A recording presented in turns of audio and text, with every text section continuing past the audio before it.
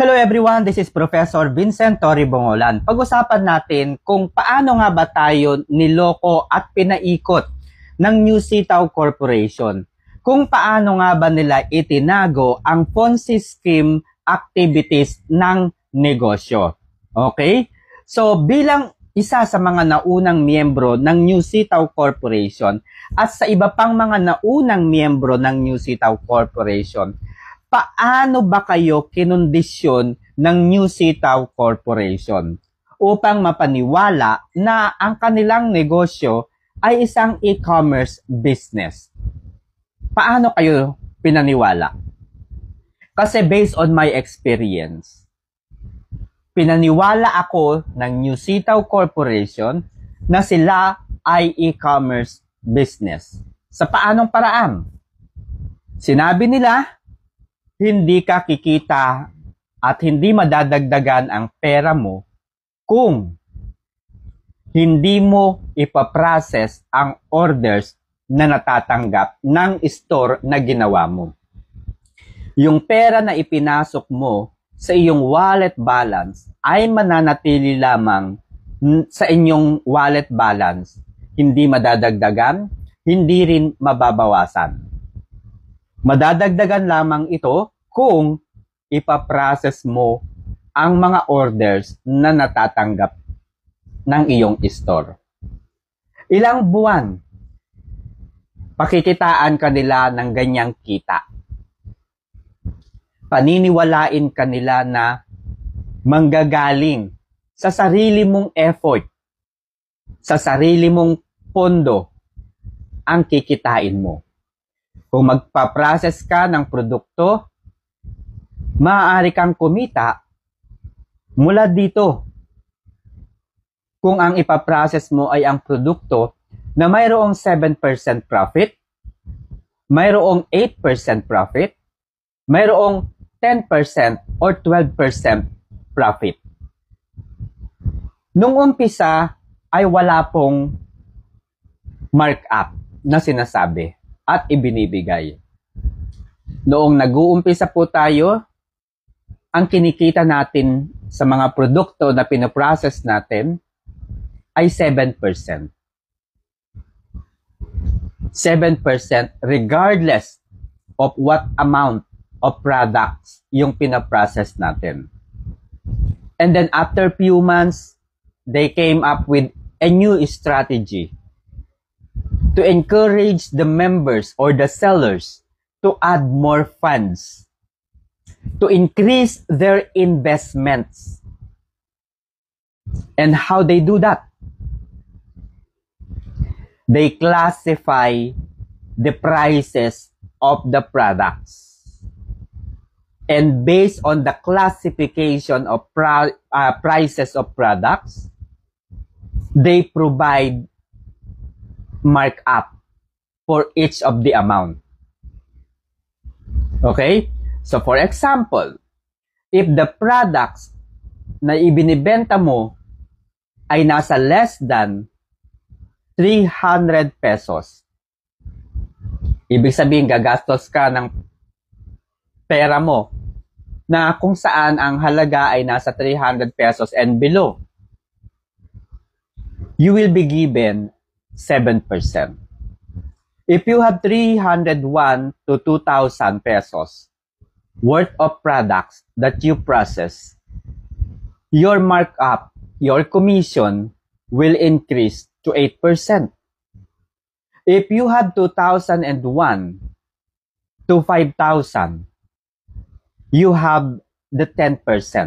Ibig sabihin, if you process products na ang halaga ay 2,001 hanggang 5,000 pesos for single product, your profit or your commission or markup will become 10%. But if the price of the products na ipaprocess mo worth 5,001 above, the profit will become 12%. So because of that offer of markup, no? At kung kaya mo lamang din naman na i-process yung mga products na nagbibigay ng 12% markup, yan yung ipo-process mo. And the tendency is that for you to be able to process that product, you have to add more funds. You have to add more funds. Okay? So, yan po yung pangalawa nilang strategy for you to be able to increase your investment. The third strategy na ginamit nila for you to be able to add more investment is that nagbigay sila ng guidelines.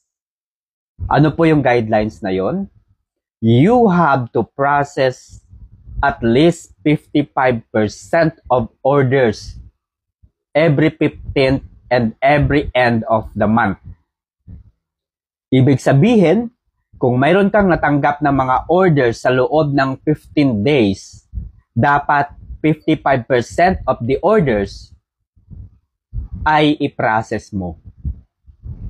Or else, magkakaroon ka ng penalty in the form of deductions sa mga kikitain mo. And then, ganun din sa katapusan. You have to process 55% of orders. If not, you will be penalized by having a deductions. So, to add more funds and for you to be able to meet the requirements, dahil sayang kung magkakaroon ka ng penalty or deductions. So all you need to do is to add more funds and process 55% of the orders. So kinondisyon nila yung mga sellers sa ganyang pamamaraan.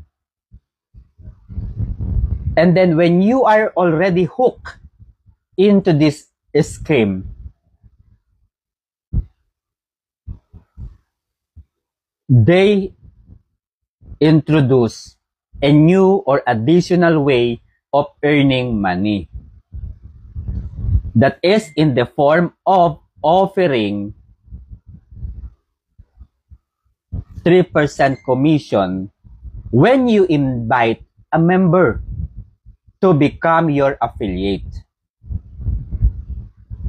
And then sa umpisa, ang sabi nila, even if you invite an affiliate and if your affiliate is not processing orders, there is no commission being added to your income. So,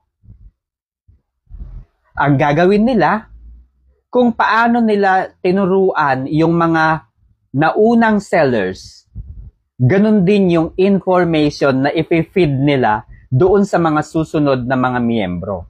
So yung mga susunod na mga miyembro, yung mga susunod na mga sellers, ay gagawin yung mga pamamaraan na ginawa ng mga naunang sellers para kumita sila. So, kung napagdaanan na ng mga affiliate na ito, yung mga napagdaanan ng mga naunang sellers, of course, na-condition na rin yung kanilang mindset na kailangan nilang mag-process ng orders para sila ay kumita ng malaki mula 7% hanggang 12%.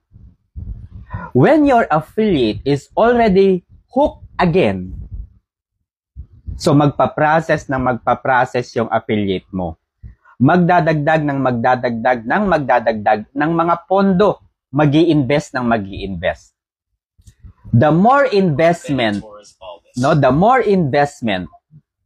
na idagdag nila doon sa kanilang store, the more commission you have. Okay? Imagine 3% of the process orders ng iyong mga affiliates ay mapupunta sa income ng mga nauna. 3% of the orders of the amount of products that they process mapupunta sa iyo as a commission. More content like this, all you need to do is to subscribe and don't forget to click the notification bell para lagi kayong updated sa mga videos na aking i-upload araw-araw.